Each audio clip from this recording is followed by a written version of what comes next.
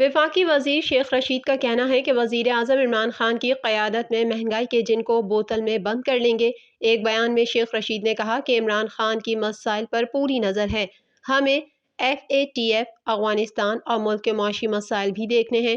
فرانسیسی سفیر کو نکالنے کا مطلب ہے کہ ہم یورپ سے نکل جائیں گے، اور انشاءاللہ تعالی عمران خان کی قیادت میں اس مہنگائی کے جن کو بوتل میں بند کریں گے۔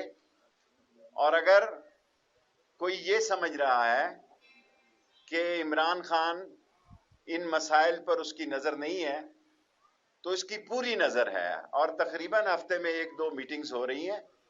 ہم نے دنیا کے مسائل کو بھی دیکھنا ہے، FATF ہے، IMF ہے، ڈیٹ ہے، افغانستان ہے، پاکستان کے معاشی مسائل ہیں، انشاءاللہ اس سے نبرو ازما ہوں گے۔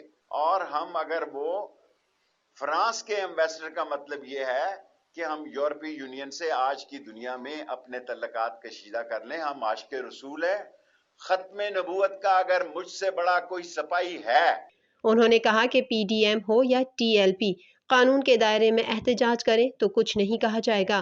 اگر کسی نے قانون ہاتھ میں لیا تو قانون ایکشن میں آئے گا۔ اپوزیشن پچھلے 3 سال سے احتجاج کر رہی ہے۔ شیخ رشید سے صحافی نے سوال کیا کہ نئے DG ISI کا نوٹیفیکیشن کب ہوگا، جس پر انہوں نے جواب دیا کہ یہ فواد چودھری بتا سکتے ہیں۔ واضح رہے کہ تحریک لبیک پاکستان کی جانب سے کارکنان اور رہنماؤں کی گرفتاریوں کے خلاف ملک کے مختلف شہروں میں دھرنے جاری ہیں۔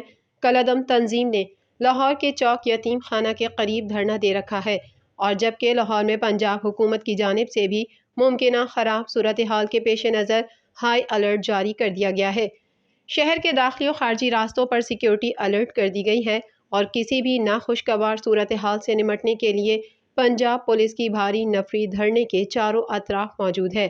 دھرنے کے اطراف کے علاقوں میں انٹرنیٹ سروس بھی معطل ہے۔